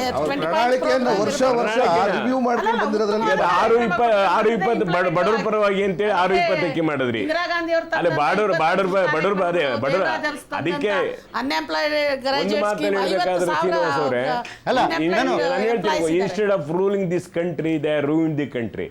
Instead of solving the problem, they created the ಸಮಸ್ಯೆ. ಇವತ್ತಿನ ಎಲ್ಲ ಸಮಸ್ಯೆಗಳು ಯಾರು ಕಾರಣ ಇದೆ? ಅದು ಕಾಂಗ್ರೆಸ್ ಸರ್ಕಾರ. ಇವತ್ತಾಯ್ತು, ಇವಾಗ 3 ರೂಪಾಯಿಗೆ ಹೇಳ್ತಾರಲ್ಲ ಮಾಡಿಬಿಟ್ಟಿದ್ದೀವಿ ಅಂತ. ಆಂಧ್ರದಲ್ಲಿ ಯಾಕೆ ಮಾಡಲಿಲ್ಲ? ಮಹಾರಾಷ್ಟ್ರದಲ್ಲಿ ಯಾಕೆ ಮಾಡಲಿಲ್ಲ? ಸಾರಾಯಿ ನಿಷೇಧ ಯಾಕೆ ಮಾಡಲಿಲ್ಲ ಮಹಾರಾಷ್ಟ್ರದಲ್ಲಿ? ಇವ್ರದೇ ಸರ್ಕಾರ ಈಗ ಇದೆಯಲ್ಲ, ನಾ ಅದನ್ನ- ಆಂಧ್ರದಲ್ಲಿ ಇದೆಯಲ್ಲ, ನ್ಯಾಯ ಯಾಕೆ ಮಾಡ್ಲಿಲ್ಲ? ನಿಷೇಧದಿಂದ ಏನಾಗ್ತದೆ ನ್ಯಾಯ ನಿಷೇಧ ಯಾಕೆ ಗೊತ್ತಾ? ಮಾಡ್ಲಿಲ್ಲ? ನಿಮ್ಮ ಮಾತನ್ನ ಲಾಟರಿ ಇನ್ನೊಂದು- ನಿಷೇಧ ಯಾಕೆ ಮಾಡ್ಲಿಲ್ಲ? ಒಂದು ನಿಮಿಷ ಮೊಟ್ಟಮ್ಮ ಅವರೇ, ನಿಮ್ಮ ಮಾತನ್ನ ಈ ಇನ್ನೊಂದು ರೀತಿ ಹೇಳೋದಾದ್ರೆ ನಾನು ಬಹುಶಃ ಚಂದ್ರು ಅವರು ಇದನ್ನ ಬಹಳ ಧಾರಾಳವಾಗಿ ಒಪ್ಕೊಳ್ತಾರೆ ಅಂತ ಅನ್ಕೊಂಡಿದ್ದೀನಿ.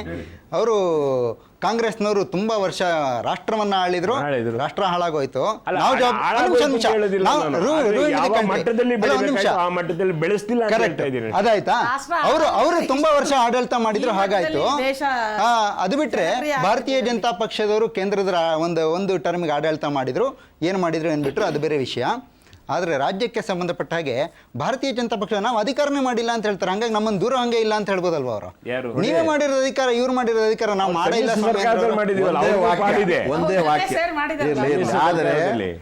ನಮ್ಮ ಪ್ರಣಾಳಿಕೆಯನ್ನು ಸಂಪೂರ್ಣವಾಗಿ ಕಾರ್ಯಗತ ಮಾಡೋದಕ್ಕೆ ನಮ್ಮ ಮುಖ್ಯಮಂತ್ರಿಗಳಿರಲಿಲ್ಲ. ನಾವು ಇಕ್ಕಟ್ಟು ಬಿಕ್ಕಟ್ಟಲ್ಲಿ ಅವ್ರು ಹೇಳ್ದಂಗೆ ಕೇಳ್ಕೊಳ್ಳೋ ಪರಿಸ್ಥಿತಿ ಬಂದ್ಬಿಟ್ಟು ಹೇಳ್ದಂಗೆ ಕೇಳೋ ಪರಿಸ್ಥಿತಿ. ಹಾಗಾಗಿಯೂ ಕೂಡ ನಾವು ಅವ್ರನ್ನ ಸಮಾಧಾನ ಮಾಡಿ 20 ತಿಂಗಳು ಒಳ್ಳೆ ಕೆಲಸ ಮಾಡಕ್ ಸಾಧ್ಯ ಆಗಿದೆ ಅಂದ್ರೆ ಬಿಜೆಪಿಯ ಉದ್ದೇಶ ಏನು ಅನ್ನೋದು ಯೋಚನೆ ಮಾಡ್ಬೇಕು. ಅಂದ್ರೆ ನೀವು ತುಂಬಾ ಮುಖ್ಯವಾದ ವಿಚಾರ ಹೇಳಿದ್ರೆ, ಅವ್ರು ಹೇಳ್ದಂಗೆ ಕೇಳುವಂತ ಪರಿಸ್ಥಿತಿಯಲ್ಲಿ ನೀವು ಸರ್ಕಾರ ಪರಿಸ್ಥಿತಿ ಇದ್ದಿದ್ದು ಈಗ- ಎಲ್ರಿಗೂ ಗೊತ್ತಿದೆ, ಪ್ರಪಂಚಕ್ಕೆ ಈಗ ಗೊತ್ತಿದೆ. ಶ್ರೀನಿವಾಸ್ ಅವರೇ, ಆಯ್ತು, ನಾನು ಹೇಳೋದೇನಿದೆ? ನಾನು ಮುಖ್ಯಮಂತ್ರಿ ಚಂದ್ರ ಅವರ ಹಿಡಿತದಲ್ಲಿ ಅವ್ರು ಹೇಳ್ದಂಗೆ ಮಾಡೋದು ನಮ್ಗೆ ಇಕ್ಕಟ್ಟು. ನಮ್ಮ ಇತಿಮಿತಿ ಸಾಧನೆ ಮಾಡಿದೀವಿ ಅಂತ ಹೇಳ್ತಾ ಇದ್ದಾರೆ. ಆದ್ರೆ ಇವ್ರದೇ ಸರ್ಕಾರ 6 ರಾಜ್ಯದಲ್ಲಿ ಸರ್ಕಾರ ನಡೆಸ್ತಾ ಇದ್ದಾರೆ. ರಾಜ್ಯಕ್ಕೆ ಬರ ರಾಜ್ಯಕ್ಕಲ್ಲ, ಅವರು ಇದು ಉದಾಹರಣೆ ನರೇಂದ್ರ ಮೋದಿ ಒಳ್ಳೆ ಕೆಲಸ ಮಾಡಿದ್ದಾರೆ ಅಂತ ಹೆಸರು ಪಡೆದಿದ್ದಾರೆ. ಅಲ್ಲಿ ಸಾರಾಯಿ ನಿಷೇಧ ಮಾಡಕ್ಕಾಗಿದೆಯಾ? ರೈತರ ಬಡ್ಡಿ ಸಾಲ ಮನ್ನಾ ಮಾಡಕ್ಕಾಗಿದೆಯಾ? ಅಕ್ಕಿ 2 ರೂಪಾಯಿ ಕೊಡಕ್ಕಾಗಿದೆಯಾ? ಲಾಟ್ರಿ ನಿಷೇಧ ಮಾಡಕ್ಕಾಗಿದೆಯಾ? ಅಲ್ಲಿ ಮುಖ್ಯಮಂತ್ರಿಗಳು ಅಲ್ಲಿ ಬೇಡ, ಯಡಿಯೂರಪ್ಪನವರು ಗ್ರಾಮ ವಾಸ್ತವ್ಯ ಮಾಡಿದಾರ? ರಾಜ್ಯದ ಪರಿಸ್ಥಿತಿ ಗ್ರಾಮ ವಾಸ್ತವ್ಯ ಯಡಿಯೂರಪ್ಪನವ್ರು ಮಾಡಿದಾರ? ಗ್ರಾಮ ವಾಸ್ತವ್ಯ ಮಾಡಬೇಕು ಅಂತ ಹೇಳಿಲ್ಲ. ವಾಸ ಮಾಡಿದ್ದಾರೆ. ಪ್ರಯೋಜನ ಉಂಟು. ಏನಾಗಿದೆ ಅಂದ್ರೆ ಬೇಜಾರಾಗಿ ಅಲ್ಲೋಗಿ ವಾಸ ಮಾಡಿದ್ದಾರೆ. ಈ ಸಂದರ್ಭದಲ್ಲಿ ಮುಖ್ಯಮಂತ್ರಿ ಕೂತಿರೋ ಕಡೆಯಿಂದ ಕೆಲಸ ಮಾಡಬೇಕು. ಮನೆ ಮುಂದೆ ಮಲ್ಕೊಳ್ಳೋಕ್ಕಾಗಲ್ಲ. ಲಘುವಾಗಿ ಮಾತಾಡಬೇಡಿ. ಒಂದು ಪಕ್ಷಗಳು ಪಕ್ಷಾತೀತವಾಗಿ ಒಬ್ರನ್ನೊಬ್ರನ್ನ ದೂರ್ತಾ ಒಂದು ಏನೋ ಗೊಂದಲದ ಮತ್ತು ಇಂಟ್ರೆಸ್ಟಿಂಗ್ ವಾತಾವರಣ ಸೃಷ್ಟಿಯಾಗಿತ್ತು. ನಾನು ಮತ್ತೆ ಜನಗಳ ಹತ್ರ ಬರ್ತೇನೆ, ಆಹ್ವಾನಿತ ಗಣ್ಯರ ಹತ್ರ ರಾಜಕೀಯ ಪಕ್ಷಗಳಿಂದ ನಿರೀಕ್ಷೆ ಮಾಡೋದು. ಸ್ವಾಮಿ, ಇಲ್ಲಿ ಕೂತಿರ್ತಕ್ಕಂಥ ರಾಜಕೀಯ ಪಕ್ಷಗಳವರು ನಮ್ಮ ದೇಶದ ಜನತೆ ಬಗ್ಗೆ ಮಾತಾಡ್ತಿದ್ದಾರೆ. ನಿಜ, ನಮಗೆಲ್ರಿಗೂ ಸ್ವಾಗತಾರ್ಹ, ನಾವೆಲ್ಲ ದೇಶದ ಜನರೇ. ಆದರೆ ಭಾಳ ಮುಖ್ಯವಾದಂಥ ಒಂದು ಅಂಶ ಅಂತ ಹೇಳಿದ್ರೆ, ಈ ದೇಶದಲ್ಲಿ ಸುಮಾರು 40% ಕಾರ್ಮಿಕರಿದ್ದಾರೆ. ಅನೇಕ ಉದ್ಯಮಗಳಲ್ಲಿ ಅಥವಾ ಬೇಸಾಯ ಮಾಡ್ತಕ್ಕಂಥ ಕಾರ್ಮಿಕರು ಈ ದೇಶದಲ್ಲಿ ಇದ್ದಾರೆ. ಇವರ ಬಗ್ಗೆ ರಾಜಕೀಯ ಪಕ್ಷಗಳು ಯಾವುದೇ ರೀತಿಯ ಧೋರಣೆಯನ್ನು ಕೂಡ ಅವರ ಏನು ಪ್ರಣಾಳಿಕೆಗಳಲ್ಲಿ ಅಥವಾ ಅವರ ಕಾರ್ಯಪದ್ಧತಿಗಳಲ್ಲಿ ಅಳವಡಿಸ್ಕೊಳ್ತಾ ಇಲ್ಲ. ಚಿಕ್ಕದಾಗಿ ಹೇಳೋದಾದ್ರೆ, ಕಾರ್ಮಿಕರ ಪರವಾಗಿ ರಾಜಕೀಯ ಪಕ್ಷಗಳು ಏನು ಮಾಡಬೇಕು, ಯಾವ ಪಾಲಿಸಿಯನ್ನ ಮಾಡಬೇಕು? ಪಾಲಿಸಿ ಅದೇ ಅಲ್ಲ, ಕಾರ್ಮಿಕರ ಬಗ್ಗೆ ಈಗ ನೋಡಿ, ಈಗ ಕಾಂಟ್ರಾಕ್ಟ್ ಲೇಬರ್ ಇದೆ, ತಡಿಬೇಕು ಅದನ್ನ. ಇವತ್ತು ಹೊರಗಡೆಯಿಂದ ಬಂದಂಥ ದೇಶಗಳು, ಮಲ್ಟಿನ್ಯಾಷನಲ್ ಕಂಪನೀಸು, ಕಾರ್ಖಾನೆಗಳು ಸೃಷ್ಟಿಯಾಗಿದೆ. ಈಗ SEZ ಬಗ್ಗೆ ಮಾತಾಡ್ತಾರೆ. ಸ್ವಾಮಿ, ಕಾರ್ಮಿಕರ ಬಗ್ಗೆ ಏನಿದೆ ಅಲ್ಲಿ? ನೀವು ಏನೂ ಕೇಳೋಂಗಿಲ್ಲ. ಕಾರ್ಮಿಕ ಕಾನೂನುಗಳೇ ಅಲ್ಲಿ ಅಪ್ಲೈ ಆಗಲ್ಲ. ಸ್ಪೆಷಲ್ ಎಕನಾಮಿಕ್ ಝೋನ್ ಯಾರು ಏನ್ ಮಾಡ್ತಾರೆ ಇವರು? ಹಾಗಾದ್ರೆ ಈ ಸರ್ಕಾರಗಳು ಕಾರ್ಮಿಕರ ಬಗ್ಗೆ ಏನೂ ಧೋರಣೆ ತಗೊಳ್ಳೋಗಿಲ್ವಾ? ಓಕೆ. ಈಗ SEZ ಬಗ್ಗೆ ಹೇಳ್ತಾ ಇದ್ರಿ ನೀವು. ಯಾವುದೇ ಅಭಿವೃದ್ಧಿ ಹೊಂದಿದಂಥ ಅಮೇರಿಕಾ, ಫ್ರಾನ್ಸ್, ಚೀನಾದಲ್ಲಿ, ಇದರ ವಿಶೇಷ ಜಪಾನಲ್ಲಿ SEZ ಇಲ್ಲ. ನೀವು ರಾಜಕೀಯ ಪಕ್ಷ ನಿಲುವು ಹೇಗಿದೆ ಅಂದರೆ, ಅಧಿಕಾರದಲ್ಲಿದ್ದಾಗ ಬೆಂಬಲ ಕೊಡ್ತೀರಿ ನೀವು, ವಿರೋಧ ಪಕ್ಷವಾಗಿದ್ದು ವಿರೋಧ ಮಾಡ್ತೀರಿ. ಅಂದರೆ ಇದು ರಾಜಕೀಯ ಪಕ್ಷಗಳಲ್ಲಿ. ಮತ್ತೆ ಎರಡನೇದು SEZ ಅನ್ನೋದು, ಚೀನಾದಲ್ಲಿ 27 ವರ್ಷಗಳು 5 SEZ ಇದೆ. ನಮ್ಮ ದೇಶದಲ್ಲಿ 600 SEZ ಅವಕಾಶ ಕೊಟ್ಟಿದ್ದೀವಿ. ನೀವು ಏನು ಹೇಳ್ತೀವಿ? 5 ಲಕ್ಷ ಉದ್ಯೋಗ ಸೃಷ್ಟಿಯಾಗುತ್ತೆ ಕೇಂದ್ರ ಸರ್ಕಾರ ಹೇಳಿದ್ದಾರೆ. ಆದರೆ 62 ಲಕ್ಷ ಎಕರೆ ಭೂಮಿ ಹೋಗುತ್ತೆ. ಅಂದರೆ 62 ಲಕ್ಷ ರೈತರನ್ನ ಮನೆಗೆ ಒಕ್ಕಲೆಬ್ಬಿಸಿ ನೀವು 5 ಲಕ್ಷ ಉದ್ಯೋಗ ಕೊಡ್ತೀವಿ. ಇದು ನಿಮ್ಮ ನೀತಿ. ಈ ಸಂದರ್ಭದಲ್ಲಿ ನಾನು ಒಂದು ನಿಮಿಷ, ನಾನು 3 ಪಕ್ಷಗಳವರಿಂದ ಒಂದು ಸ್ಪಷ್ಟನೆ ಕೇಳಲಿಕ್ಕೆ ಇಷ್ಟಪಡ್ತೀನಿ. SEZ ವಿಚಾರದಲ್ಲಿ ನಿಮ್ಮ ಪಕ್ಷದ ನೇರ ಸ್ಪಷ್ಟ ನಿಲುವೇನು? ಮೊಟ್ಟಮ್ಮ ಅವರೇ, ನಿಮ್ಮಿಂದಾನೇ ಶುರುವಾಗಲಿ. ಆ ಬಗ್ಗೆ ಪ್ರತಿಯೊಂದು ಪಕ್ಷದವರು ಯೋಚನೆ ಮಾಡಬೇಕಾಗತ್ತೆ. ಈ ದೇಶದ ಜನರು ಕೂಡ ಯೋಚನೆ ಮಾಡಬೇಕಾಗತ್ತೆ. SEZ ಪ್ರಾರಂಭ ಮಾಡೋದ್ರಿಂದ ಉದ್ಯೋಗ ಸೃಷ್ಟಿ ಆಗೋದಿಲ್ಲ ಅಂತ ಹೇಳಿ ಹೇಗೆ ನೀವು ಹೇಳ್ತೀರಾ? ಹಾಗಾದ್ರೆ SEZ itself it will work or what ಅಂತ ಮೊಟ್ಟಮ್ಮ ಅವರೇ, ಒಂದು ನಿಮಿಷ ಮೊಟ್ಟಮ್ಮ ಅವರೇ, ಕಾಂಗ್ರೆಸ್ ಪಕ್ಷ SEZ ಪರಾನ ಅಲ್ವಾ, ಅಥವಾ ಮೊಟ್ಟಮ್ಮ ಅವರು SEZ ಪರಾನ ಅಲ್ವಾ? ಪಕ್ಷದ ಪರವಾಗಾರು ಮಾತಾಡಿ, ಮೊಟ್ಟಮ್ಮ ಅವರು ವೈಯಕ್ತಿಕವಾಗಾರು ಮಾತಾಡಿ. ಅಲ್ಲ, SEZ ಬೇಕು, SEZ ಬೇಕು ಹಂಗಂತ ಹೇಳಿ ನಮ್ಮ ರೈತರನ್ನ ಹೊರಹಾಕಿ ಅನ್ನೋ ಪ್ರಶ್ನೆ ಅಲ್ಲ. ಓಕೆ, ಚಂದ್ರು ಅವರೇ, SEZ ಪರಾನ? ವಿಶೇಷ ಆರ್ಥಿಕ ವಲಯ, ಅಭಿವೃದ್ಧಿ ಹೊಂದಿರತಕ್ಕಂಥ ದೇಶಗಳು ಬೇರೆ, ಅಭಿವೃದ್ಧಿಶೀಲ ದೇಶಗಳು ಬೇರೆ ಬೇರೆ. ಅಭಿವೃದ್ಧಿಶೀಲ ದೇಶದಲ್ಲಿ ಇದ್ದೀವಿ ನಾವು, ಭಾರತ ದೇಶ. ಚೈನಾ ದೇಶದ್ದು ಅದೇ ಉದಾಹರಣೆ ಹೇಳ್ತಾ ಇರಬೇಕಾದ್ರೆ, ಚೈನಾದಲ್ಲಿ ಈಗ 5-6 ಇದಾವೆ ಅಂತ ಹೇಳಿದ್ರು. ಆದರೆ ಕಟ್ಟುನಿಟ್ಟಾದ ಕಾನೂನುಗಳ ಅನುಷ್ಠಾನವನ್ನು ಇಟ್ಕೊಂಡು ಹೆಚ್ಚು ಮಾಡ್ತಿದ್ದಾರೆ ಇವತ್ತಿನ ದಿವಸ SEZ ಡೆವಲಪ್ಮೆಂಟ್ಸ್ಗೋಸ್ಕರ. SEZ ಬೇಡ ಅಂತ ನಾನು ಹೇಳೋದಿಲ್ಲ. ರೈತರ ಜಮೀನಿನ ವಿಚಾರದಲ್ಲಿ ನಮ್ಮ ದೇಶದಲ್ಲಿ ಅಲ್ಲಿ ಡಿಕ್ಟೇಟರ್ಶಿಪ್ ಇದೆ, ಅಂದರೆ ಕಮ್ಯುನಿಸಮ್ ಶಕ್ತಿ ಇರ್ತಕ್ಕಂಥ. ಇಲ್ಲಿ ಡೆಮೋಕ್ರೆಟಿಕ್ ಸೆಟಪ್ ಇರೋದು.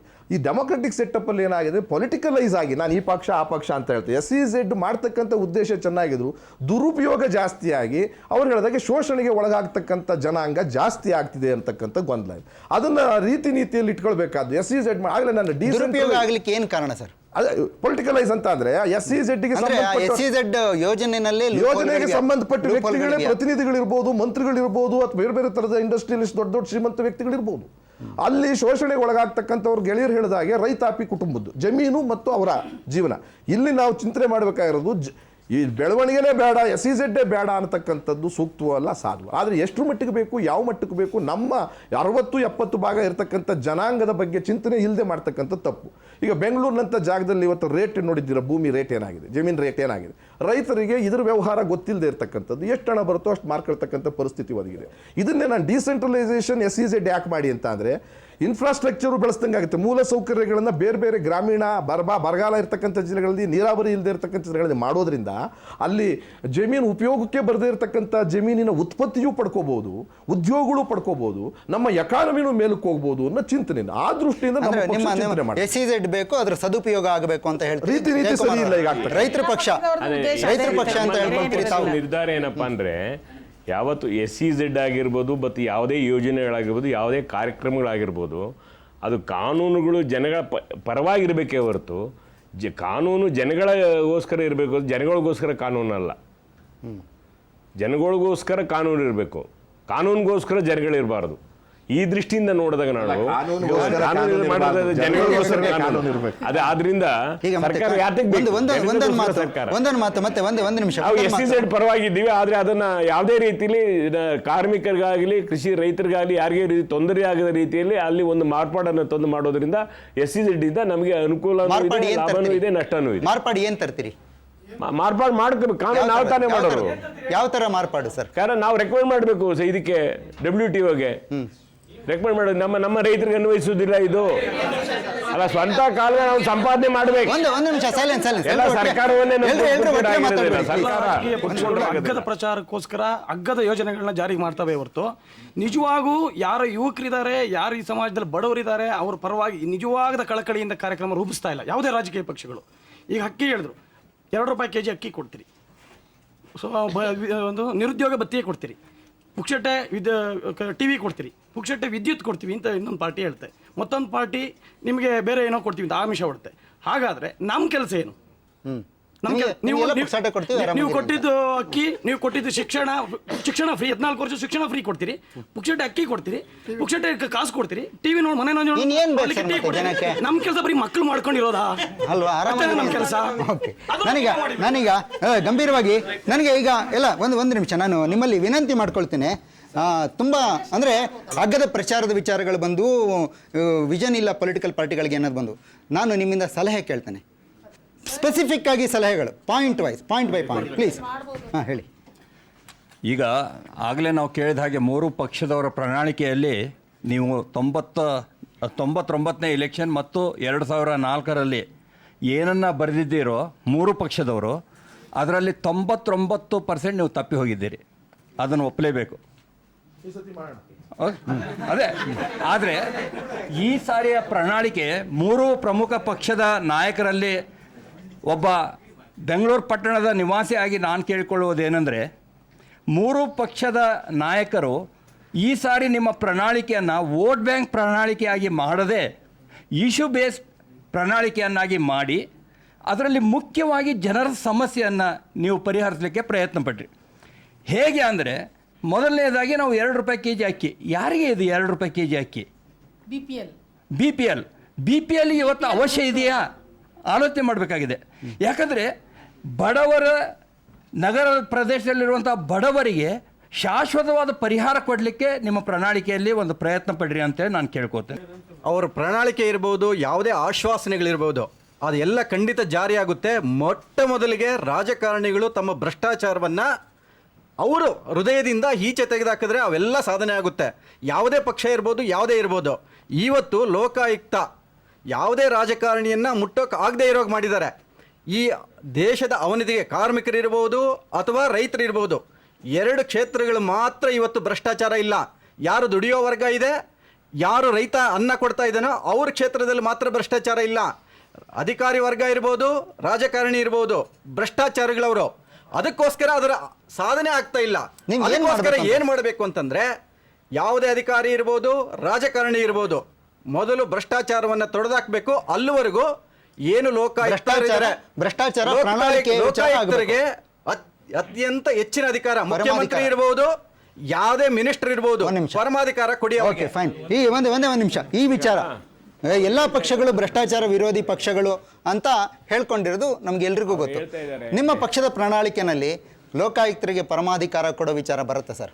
ಸಂತೋಷ ಗಿಡವ್ರ ಬಂದ್ಮೇಲೆ ಹೆಚ್ಚಿನ ಅಧಿಕಾರ ಕೊಟ್ಟರು, ನಾವು ಕೊಟ್ಟಿರೋದನ್ನ ಎಲ್ಲ ಈಚೆಗೆ ಬರ್ತಾ ಇದೆ. ಬಂಡವಾಳ ರಾಜಕಾರಣಿಗಳದ್ದು ಬರ್ತಾ ಇದೆ, ಅಧಿಕಾರಿಗಳು ಬರ್ತಾ ಇದೆ. ನೀವು ತಿಳ್ಕೊಂಡಿರ್ತೀರ, ಒಂದು ಒಪ್ಕೊಳ್ತೀನಿ. ನೀವು ಭ್ರಷ್ಟಾಚಾರ ರಾಜಕಾರಣಿಗಳು ಅಧಿಕಾರಿಗಳು ಮಾಡ್ತಾರಲ್ಲ ಅಂತ ಹೇಳ್ತಿರಲ್ಲ, ಸಾಮಾನ್ಯ ಜನತೆ ಯಾಕೆ ಕೊಡ್ಬೇಕು ದುಡ್ಡ? ಕೊಡುವುದು ಎಷ್ಟು ತಪ್ಪು, ತಗೊಳ್ಳೋದು ಎಷ್ಟು ತಪ್ಪು, ಕೊಡುವುದು ಅಷ್ಟೇ ತಪ್ಪು.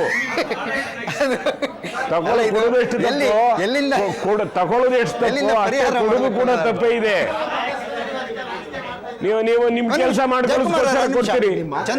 ಚಂದ್ರು ಅವರೇ, ಗಣಿ ಹಗರಣ ಲಂಚ ಪ್ರಕರಣ ಬಿಜೆಪಿಯ ಒಂದು ದೊಡ್ಡ ಇಶ್ಯೂ ಅಂತ ಅನ್ಕೊಂಡಿದ್ದೀನಿ. ಅದು ಭ್ರಷ್ಟಾಚಾರಕ್ಕೆ ಸಂಬಂಧಪಟ್ಟಂಥ ಇಶ್ಯೂ. ಆದರೆ ಲೋಕಾಯುಕ್ತರಿಗೆ ಪರಮಾಧಿಕಾರ ಕೊಡುವಂಥ ವಿಚಾರದ ಬಗ್ಗೆ ಭಾರತೀಯ ಜನತಾ ಪಕ್ಷ ಇದುವರೆಗೆ, ಅಂದರೆ ಎಲೆಕ್ಷನ್ ಅನೌನ್ಸ್ ಆದಮೇಲೆ ಮಾತಾಡಿಲ್ಲ.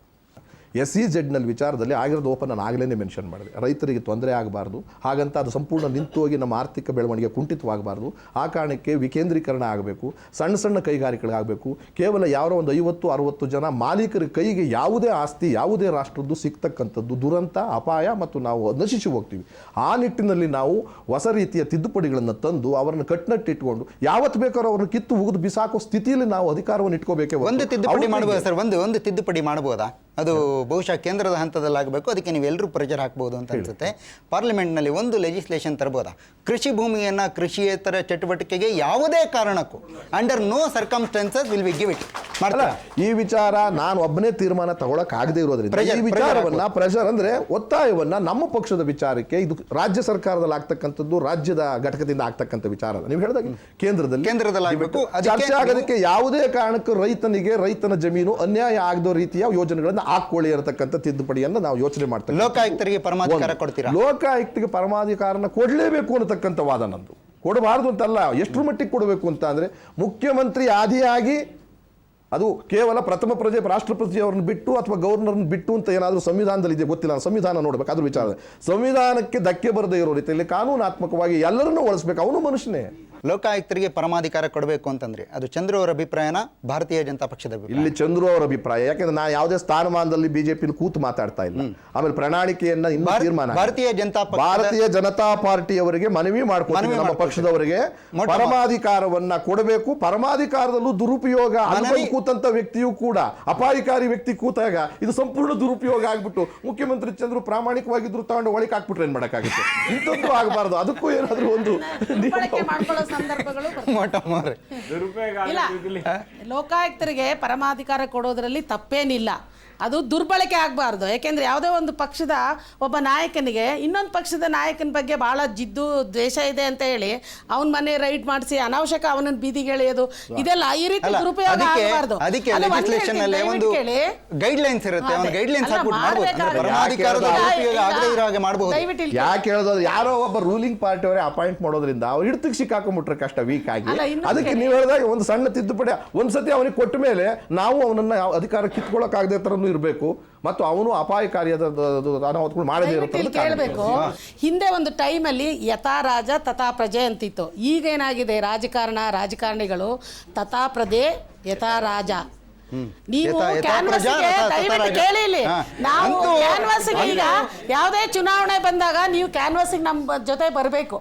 ಅವರು ಎಕ್ಸ್ಪೆಕ್ಟ್ ಮಾಡೋದು, ಅವರು ಮಾತಾಡೋದು ರೀತಿಗಳನ್ನು ನೋಡಿದಾಗ ನನಗೆ ಈಗ ತೇಜಸ್ವಿ ನೆನಪು ಬರುತ್ತೆ. ನಾನು ಮೊನ್ನೆ ತೇಜಸ್ವಿ ತೀರ್ಕೊಂಡೋಗಿ ಹೇಳಿದೆ, ಮೋಟಮ್ನವರೇ, ಈ ಚುನಾವಣೆಯಲ್ಲಿ ಈ ಮತ ಕೇಳೋದಿದೆಯಲ್ಲಿ ಅದೊಂದು ನಿಜವಾದ ಕರ್ಮ. ಯಾವ ರೀತಿಯ ಇದನ್ನ ಪ್ರಶ್ನೆಗಳು ನೀವು ಫೇಸ್ ಮಾಡಬೇಕಾಗತ್ತೆ, ಅದು ಎಂತಂದ್ರೆ ನೀವು ಮುಂದೆ ಹೋಗಿ ನೀವು ಹಲ್ಕಿರಿಬೇಕಾಗತ್ತೆ.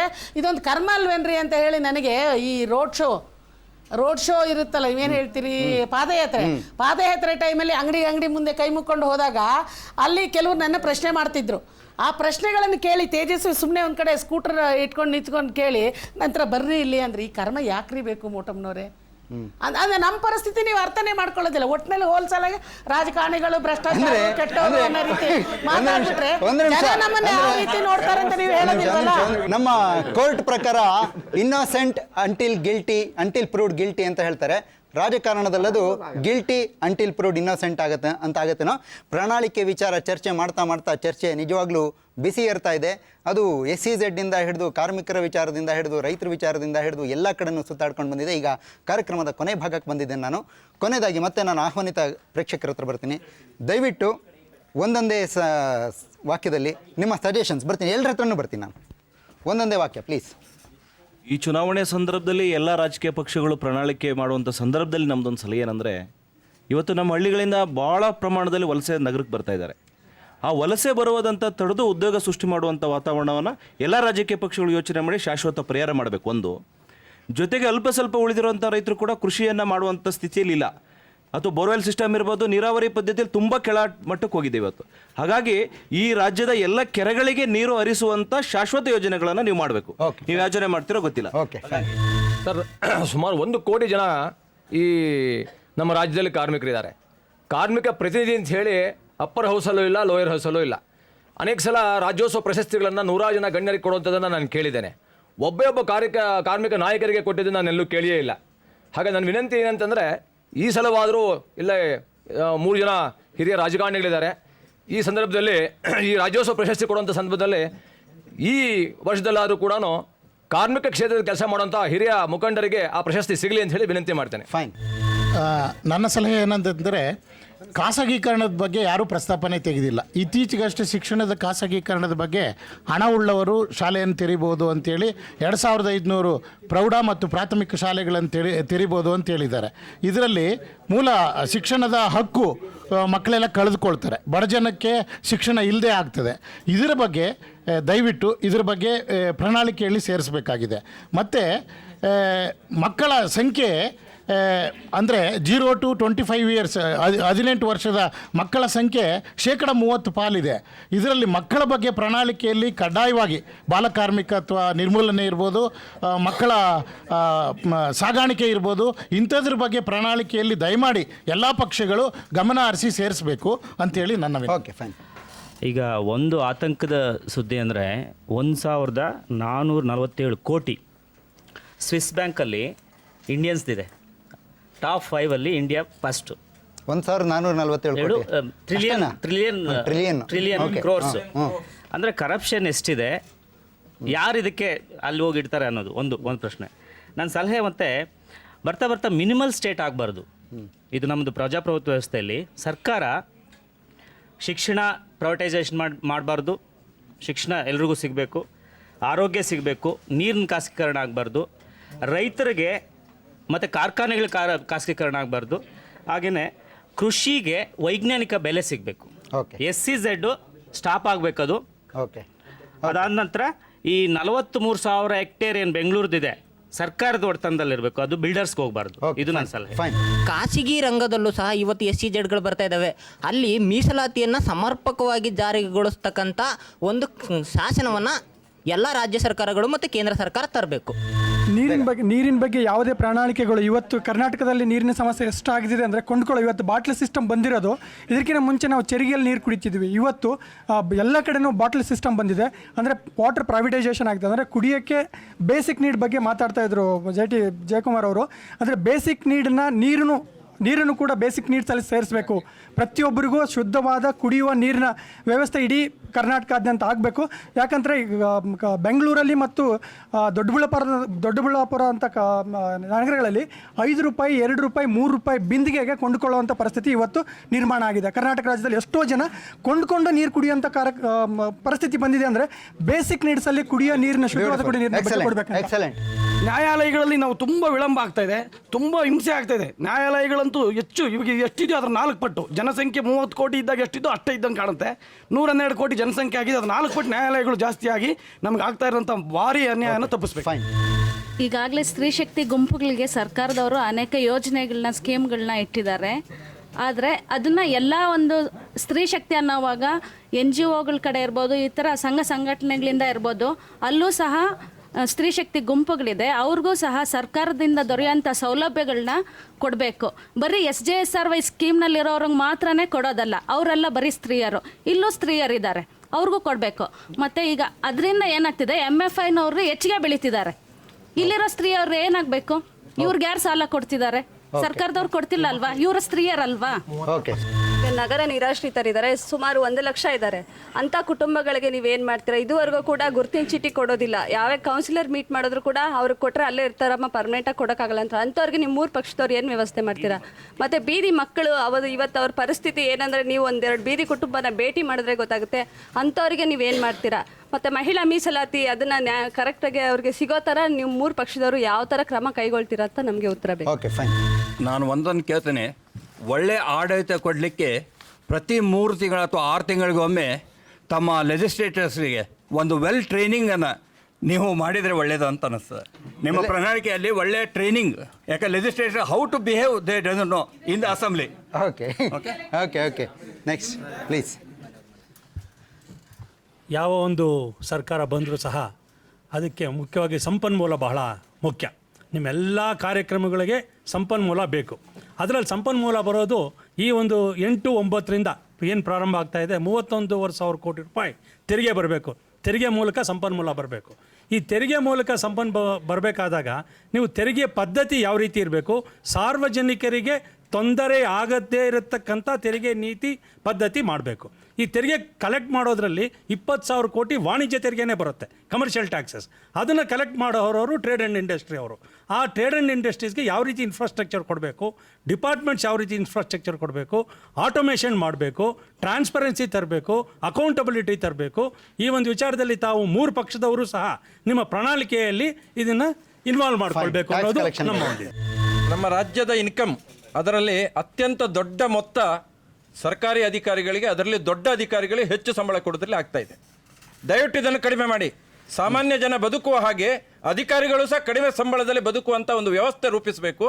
ಅಧಿಕಾರಿಗಳೇ ಬೇಕಾಬಿಟ್ಟು ಹೆಚ್ಚು ಸಂಬಳ ಕೊಡುವಂಥನ್ನು ತಪ್ಪಿಸಬೇಕು. ಓಕೆ. ಇವತ್ತು ಕಾರ್ಮಿಕರು ಮತ್ತು ದುಡಿಯುವಂಥ ವರ್ಗದಕ್ಕೆ ಸಂಬಂಧಪಟ್ಟಂತೆ ಬೇರೆ ಬೇರೆಗೆ ಸಂಬಂಧಪಟ್ಟಂತೆ ಒಂದು ನಮ್ಮ ರಾಜ್ಯದ ಮಟ್ಟಿಗೆ ಒಂದು ಅವರಿಗೆ ಎಲ್ಲ ಹಕ್ಕುಗಳು ಮತ್ತು ರಕ್ಷಣೆ ಇರತಕ್ಕಂಥ ಒಂದು ಅನ್ಆರ್ಗನೈಸ್ಡ್ ಇವ್ರಿಗೆ ಸಂಬಂಧಪಟ್ಟಂಥ ಒಂದು ಕಾಯ್ದೆಯನ್ನು ತರೋದಕ್ಕೆ ಸಂಬಂಧಪಟ್ಟಂತೆ ಇವ್ರು ಘೋಷಣೆ ಮಾಡಬೇಕು. ಮತ್ತು ನಮ್ಮ ರಾಜ್ಯದಲ್ಲಿ ಇತ್ತೀಚೆಗೆ ಈ ಕೋಮುವಾದ ಮತ್ತು ಕೋಮು ಗಲಭೆಗಳು ಹೆಚ್ಚುತ್ತಾ ಇರತಕ್ಕಂಥ ಸಂದರ್ಭದಲ್ಲಿ ಕೋಮುವಾದವನ್ನು ಹತ್ತಿಕ್ಕಲಿಕ್ಕೆ ಈ ಪಕ್ಷಗಳು ಏನು ಕ್ರಮವನ್ನು ತಗೊಳ್ತವೆ ಅನ್ನೋದಕ್ಕೆ ಸಂಬಂಧಪಟ್ಟಂತೆ ಕೂಡ ನಾವು ಹೇಳಬೇಕು. Okay, fine. ಮುಖ್ಯವಾಗಿ ಗ್ರಾಮ ಪಂಚಾಯತಿಗೆ ಕೊಡ್ತಕ್ಕಂಥ ಅನುದಾನ ದೊಡ್ಡ ಪ್ರಮಾಣದಲ್ಲಿ ಕಡಿತಾ ಆಗ್ತದೆ. ಮತ್ತು ಅದು ವಿಶ್ವರೂಪಿತ ಜನರೂಪಿತ ಯೋಜನೆಯಾಗಿ ಮಾರ್ಪಡ್ತಾ ಇಲ್ಲ. ಕೇರಳದಲ್ಲಿ ಇವತ್ತು 1 ಕೋಟಿಯಿಂದ 5 ಕೋಟಿ ಕೊಡುವಾಗ ಕರ್ನಾಟಕದಲ್ಲಿ 5 ಲಕ್ಷ ಮಾತ್ರ. ಹಾಗಾಗಿ ಗ್ರಾಮ ಪಂಚಾಯತಿಗಳಿಗೆ ಅನುದಾನ ಹೆಚ್ಚು ಕೊಡೋ ರೀತಿಯಲ್ಲಿ ಆಗಬೇಕು ಮತ್ತು ಅದು ಜನರೂಪಿತ ಯೋಜನೆ ಆಗಬೇಕು, ಅಧಿಕಾರಿಗಳ ರೂಪಿತ ಅಲ್ಲ. ಜನರು ಏನು ಬಯಸ್ತಾರೋ ಆ ರೂಪಿತ ಯೋಜನೆ ತರಲಿಕ್ಕೆ ಅವ್ರ ಪ್ರಣಾಳಿಕೆಯಲ್ಲಿ ಏನು ಇವತ್ತು ಕೃಷಿಕರು ಕುಟುಂಬಗಳು ಮೂಲೆ ಗುಂಪಾಗಿ ಅವನ ಆತ್ಮಹತ್ಯೆ ತಲುಪಿದೆ. ಆದರೆ ಇವರು ಬೆಂಬಲ ಬೆಲೆ ಅಂತ ಹೇಳ್ತಾ ಇದ್ದಾರೆ. ನಿಜಕ್ಕೂ ನಮಗೆ ಬೆಂಬಲ ಬೆಲೆ ಬೇಡಿ ಸ್ವಾಮಿ. ನೀವು ಬೆಂಬಲ ಬೆಲೆ ಕೊಟ್ಟರೆ ನಾವು ಸಮಾಜದ ಜೊತೆಲಿ ಬದುಕಲಿಕ್ಕಾಗಲ್ಲ. ನಮಗೆ ಲಾಭದಾಯಕ ಬೆಲೆ ಕೊಡಿ, ಇದು ಪಾಯಿಂಟು. ಓಕೆ, ಈಗ ಕಾರ್ಯಕ್ರಮದ ಕೊನೆ ಹಂತಕ್ಕೆ ಬಂದಿದ್ದೀವಿ. ಇಲ್ಲಿ ಬಂದಿರೋ ಎಲ್ಲ ಸಲಹೆಗಳನ್ನು ಕೇಳಿದಿರಿ ಎಲ್ಲರೂ. ಇದರಲ್ಲಿ ಯಾವ ಸಲಹೆಗಳನ್ನು ಆದ್ಯತೆ ಮೇರೆಗೆ ನಿಮ್ಮ ಪಕ್ಷ ತಗೊಳುತ್ತೆ? ಮೋಟಮ್ನವರೇ. ಅದು ಸೆಲ್ಫ್ ಹೆಲ್ಪ್ ಗ್ರೂಪ್ ಅವರು ಹೇಳಿದ ಹಾಗೆ ಸ್ತ್ರೀ ಶಕ್ತಿನ ಕರ್ನಾಟಕ ಸರ್ಕಾರ ಕೃಷ್ಣ ಅವ್ರ ನೇತೃತ್ವದಲ್ಲಿದ್ದಾಗ ಜಾರಿಗೆ ತಂದು ಸುಮಾರು 1,75,000 ಗ್ರೂಪ್ ಮಾಡಿದ್ವಿ. ಇವತ್ತು ಆ ಸ್ತ್ರೀ ಶಕ್ತಿ ಗುಂಪಿನವರು 500 ಕೋಟಿ ರೂಪಾಯಿ ಉಳಿತಾಯ ಮಾಡಿದ್ರೆ ನಮ್ಗೆ ಹೆಮ್ಮೆ ಆಗ್ತದೆ. ಈಗ ಬೇರೆ ಏನು ಪ್ರೈವೇಟ್ ಗ್ರೂಪ್ಸ್ ಇದೆ ಅವ್ರು ಹೇಳಿದ ಹಾಗೆ ಪ್ರೈವೇಟ್ ಗ್ರೂಪ್ನವ್ರಿಗೂ ಕೂಡ ನಾವು ಎನ್ಕರೇಜ್ ಮಾಡಬೇಕಾಗುತ್ತೆ, ಅವರಿಗೆ ಸಹಾಯಧನ ನೀಡಬೇಕಾಗುತ್ತೆ, ಅವ್ರಿಗೆ ಟ್ರೈನಿಂಗ್ ಕೊಡಬೇಕಾಗುತ್ತೆ. ಅವರನ್ನು ಕೂಡ ಈ ನಮ್ಮ ಸ್ತ್ರೀ ಶಕ್ತಿ ಗುಂಪಿನವ್ರ ಜೊತೆಗೆ ಸೇರಿಸಿಕೊಳ್ಳೋ ಒಂದು ಕೆಲಸವನ್ನು ನಮ್ಮ ಪಕ್ಷ ಮಾಡ್ತದೆ. ನಿಮ್ಮ ಪಕ್ಷದ ಆದ್ಯತೆಗಳು ಇಲ್ಲಿ ಅನೇಕ ವಿಚಾರಗಳ ಪ್ರಸ್ತಾಪ ಆದವು. ಆದ್ಯತೆ ಅಂತ ನಿಮ್ಗೆ ಯಾವ್ದು ಅನ್ಸುತ್ತೆ? ಆದ್ಯತೆ ಮನುಷ್ಯನ ಬದುಕಿಗೆ ಬೇಕಾಗಿರ್ತಕ್ಕಂಥ ಕನಿಷ್ಠ ಸೌಲಭ್ಯಗಳ ಬಗ್ಗೆ ಹೆಚ್ಚಿನ ಆದ್ಯತೆಯನ್ನು ಕೊಡಬೇಕಾದ್ದು ಆದ್ಯ ಕರ್ತವ್ಯ. ಎಲ್ಲ ಗೆಳೆಯರ ಮಾತನ್ನು ಕೇಳದೆ ಅವರ ಕಾಳಜಿ, ಹೃದಯಪೂರ್ವಕವಾದ ಅವರ ಬದ್ಧತೆಯನ್ನು ತೋರಿಸಿದ್ದಾರೆ. ಒಂದು ಸಣ್ಣ ಸಣ್ಣ ವಾಕ್ಯದಲ್ಲೇ ಹೇಳಿಬಿಡ್ತೀನಿ ನಾನು. ಪ್ರಣಾಳಿಕೆ ಈಗ ಮುಕ್ತಾಯಕ್ಕೆ ಬಂದಿದೆ, ಕರಡು ಪ್ರಣಾಳಿಕೆ. ಈಗ ನೀವು ಹೇಳಿದ್ದನ್ನೆಲ್ಲ ಸುಮ್ಮನೆ ಸುಳ್ಳು ಹೇಳಿಬಿಟ್ಟು ಸೇರಿಸ್ತೀನಿ ಅಂತ ಹೇಳ್ತಕ್ಕಂಥದ್ದು ಸೂಕ್ತವೂ ಅಲ್ಲ, ಸಾಧುವೂ ಅಲ್ಲ. ವಸ್ತುಸ್ಥಿತಿಯನ್ನು ಅರ್ಥ ಮಾಡ್ಕೊಳ್ಳೋಣ. ಈಗ ಅಲ್ಲಾಗಿಲ್ಲದೆ ಇದ್ದರೆ, ಒಂದು ವೇಳೆ ನಮ್ಮ ಸರ್ಕಾರಕ್ಕೆ ಅಧಿಕಾರಕ್ಕೆ ಬಂದದ್ದೇ ಆದರೆ ಇವಿಷ್ಟನ್ನು ಕೂಡ ನಾನು ವೈಯಕ್ತಿಕವಾಗಿ ನಿಮಗೆ ಭರವಸೆ ಕೊಡ್ತೀನಿ, ಇದು ಸದನದ ಒಳಗಡೆ ಮತ್ತು ನಮ್ಮ ರಾಜ್ಯ ಸರ್ಕಾರದ ಜೊತೆಯಲ್ಲಿ ಅದನ್ನು ಬದ್ಧತೆ ತರ್ತೀನಿ. ಅದ್ರ ನೋಡಿ ಆ ಮಂತ್ರಿಗಳ ವಿಚಾರ ಹೇಳಿದ್ರು ಅವ್ರಿಗೆ ಕಿವಿ ಮಾತು ಹೇಳ್ತೀನಿ, ಒಳ್ಳೊಳ್ಳೆಯವ್ರನ್ನ ಮಾಡಿ ಅಂತ ಹೇಳಿ. ಜಯಕುಮಾರ್, ವೀಕ್ಷಕರ ಒಂದು ಭಾವನೆ ನಮಗೆ ಸಂಪೂರ್ಣವಾಗಿ ಅರ್ಥ ಆಗಿದೆ.